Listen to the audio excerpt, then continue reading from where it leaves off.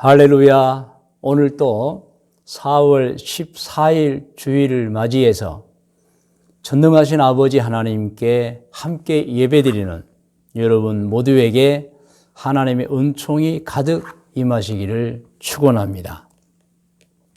오늘 말씀의 제목은 지난주와 동일하게 믿음과 착한 양심입니다.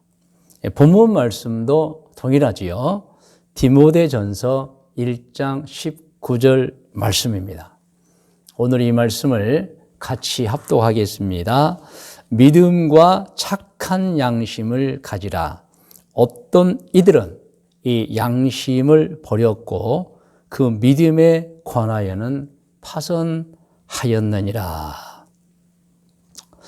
자, 오늘 본문 말씀 우리가 함께 합독했습니다. 이 말씀은 사도 바울이 디모데에게 신앙인으로서 어떻게 살아야 할지를 가르쳐 주는 말씀입니다.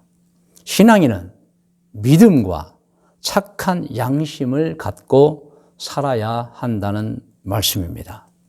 그래야 행복을 누리는 거예요. 그래야 가장 가까운 사람, 결혼한 분들에 의하면 배우자가 되겠고, 또 가족들, 그리고 가족 가운데는 부모님이 계시잖아요. 또 자녀들도 있고. 그래서 모두와 더불어 행복을 누리게 해주는 방법. 그리고 세상에서 신앙인으로서 소금의 역할을 하고 빛의 역할을 하게 해주는 바로 그것이 우리가 믿음과 착한 양심을 가지고 살 때 가능하다는 것입니다. 그래서 지난 주일에는 신앙인이 가져야 하는 믿음이 무엇인가 구체적으로 말씀을 드렸어요. 5가지 중에 제가 특히 첫 번째, 우리 신앙인은 어떤 믿음을 가져야 하느냐. 하나님께서 천지와 만물, 우주는 말할 것도 없죠. 그리고 이 땅의 모든 것, 그리고 동물과 식물, 그리고 사람을 창조하셨다는 것을 믿는 믿음을 확실하게 가져야 한다고 말씀드렸습니다. 그래서 오늘은 이제 두 번째 시간이죠. 신앙인이 가져야 하는 착한 양심이 무엇인가? 그래서 착한 양심에 대해서 자세하게 말씀을 드리도록 하겠습니다. 자, 우리가 가져야 하는 것, 믿음도 있고요. 그리고 착한 양심이 있는데, 착한 양심이 무엇이냐? 양심은 하나님께서 사람을 창조하실 때 마음에 심어준 율법입니다. 그래서 사람은 하나님이 우리 마음에 심어준 율법을 통해서 스스로 옳고 그름을 판단할 수 있는 것입니다. 자, 그러면 국어사전에서 양심이 어떤 것인가? 여러분 화면에 나와 있습니다. 자, 양심. 어떤 행위에 대하여 옳고 그름, 곧 선과 악을 구별하는 도덕적 의식이나 마음씨, 선악을 판단하게 해주는 능력이라고 나와 있습니다, 여러분. 자, 국어사전에 정확하게 표현했죠, 양심에 대해서. 그래서 하나님께서 사람 마음에 양심을 주신 거예요. 그 양심을 주신 이유가 하나님께서 사람을 창조하실 때 완전한 자유자로 창조하셨기 때문인 것입니다. 그래서 사람은 완전한 자유자로 창조를 받았기 때문에 무엇이든 무슨 일이든 자기 뜻대로 자기 마음 먹은 대로 할 수 있어요. 이것은 아주 큰 복입니다. 말할 수 없는 복이죠.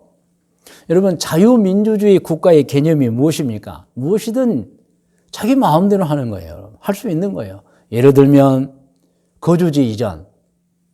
우리 같은 국가 안에서 어디든 갈 수 있어요. 본인이 원하면 마음대로 가서 이사하고 살 수 있어요. 국가가 통제하지 않습니다. 그리고 공부도 자신이 마음대로 하고 싶을 때 하면 되는 것입니다, 여러분. 직장도 마찬가지입니다. 어떤 직장이든 본인이 원하면 들어갈 수도 있고 나올 수도 있고, 그리고 마음대로 선택이 가능합니다. 국가가 직장을 통제하지 않습니다. 그리고 먹고 싶은 거, 자신이 하고 싶은 여행, 마음대로 할 수 있습니다. 이에 반하여 흔히 경찰 국가라고도 하고 또 독재 국가들 있지 않습니까? 이 국가들은 자유민주주의 국가의 반대 개념이잖아요. 그래서 이 경찰 국가, 독재 국가의 국민은 개인의 자유가 처음부터 통제가 되어 있습니다. 그래서 주거 이전의 자유가 없어요. 여행지 마음대로 못 갑니다. 증을 받아야 가고요.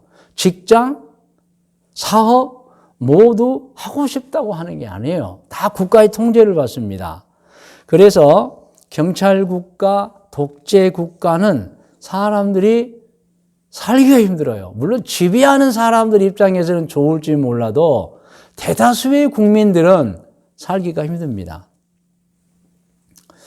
여러분, 그러나 자유민주주의 국가라고 해서 모든 것이 자유롭게 하고 싶은 대로 다 하는 건 물론 아니에요.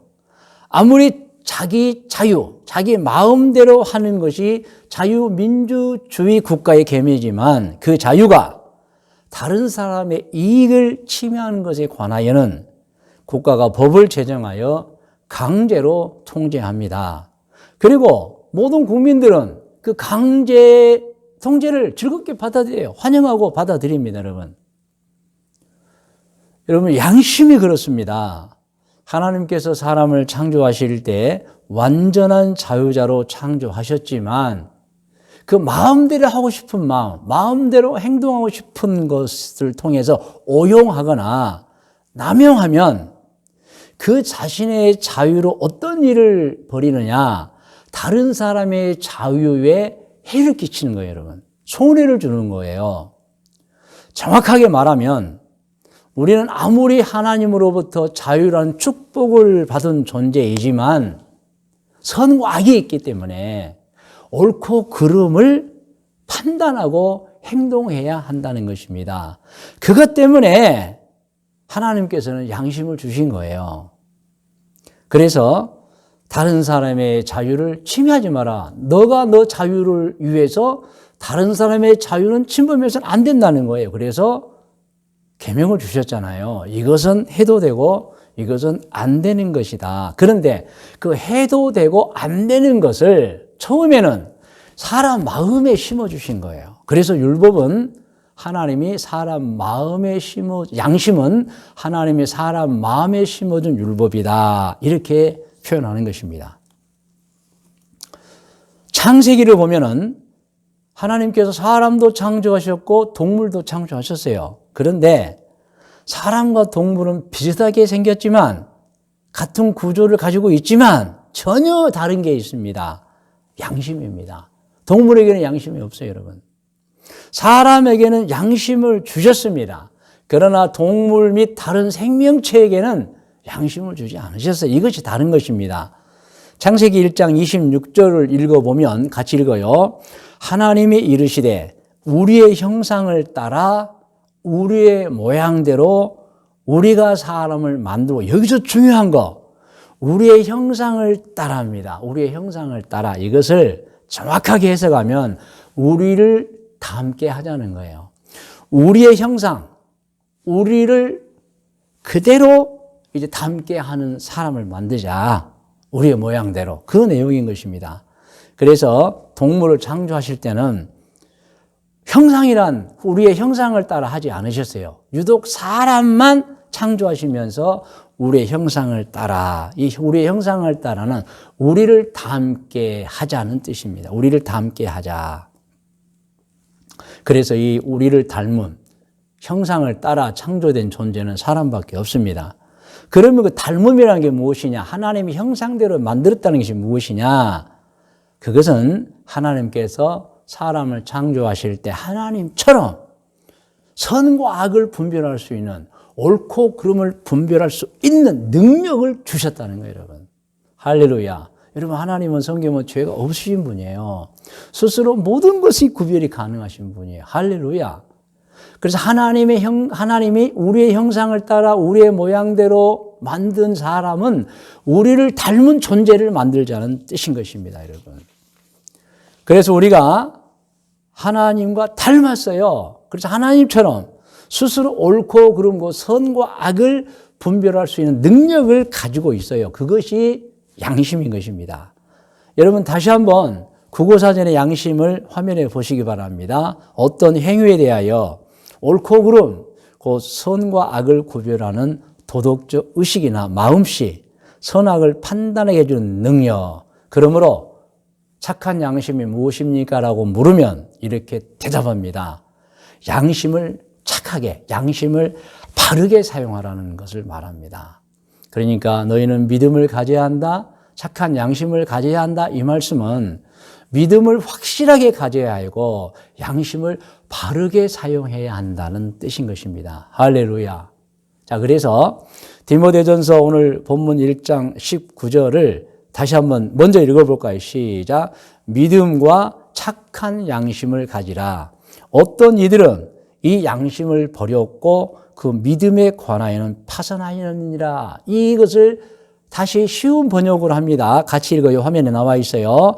믿음을 가지고 양심을 바르게 사용하라. 어떤 이들은 이 양심을 바르지 않게 사용해서 믿음 없는 자와 같이 행동하다가 지옥으로 떨어져 버리느니라. 이 말씀이에요, 여러분. 이렇게 창조주 하나님께서는 사람을 창조하실 때 복을 주셨어요. 그래서 완전한 자유자로 창조해 주셨어요. 그러나 그 자유로 해야 될 것이 있고 해서는 안 될 것이 있기 때문에 그 양심을 주신 거예요, 여러분. 그래서 양심을 바르게 사용하는 것을 착한 양심이라 한다. 그래서 우리는 우리 속에는 양심을 가지고 옳고 그름, 선과 악을 구별해서 선택하며 행동해야 하는 것입니다.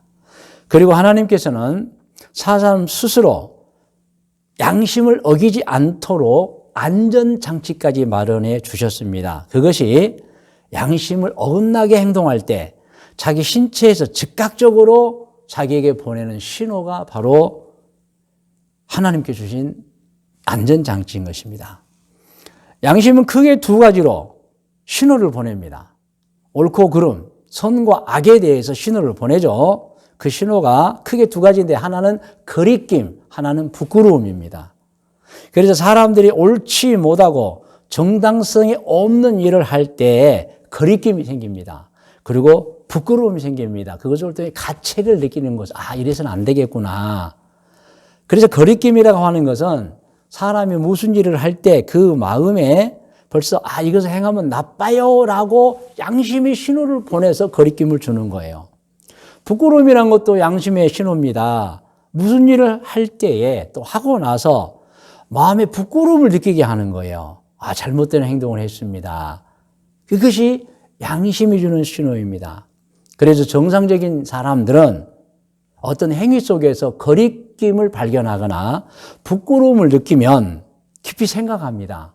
그리고 행동을 멈추거나 그리고 이미 행동했다면 회개하고 잘못했다고 사과를 합니다. 양심의 소리, 양심의 신호를 받았기 때문에요. 그러나 여러분 비정상적인 사람, 나쁜 사람들은요. 양심이 보낸 거리낌, 양심이 보낸 부끄러움 무시해버립니다. 여러분. 행동을 멈추지도 않고 나중에 사과하거나 돌이키고 회개하지도 않습니다. 그런 사람은 나쁜 사람이죠. 죄인입니다. 그런 사람들은 반드시 심판을 받는데 그 내용이 지금 우리 교회 모든 성도들이 지금 예레미야서를 읽고 있는데 예레미야 6장 15절에도 나와 있어요.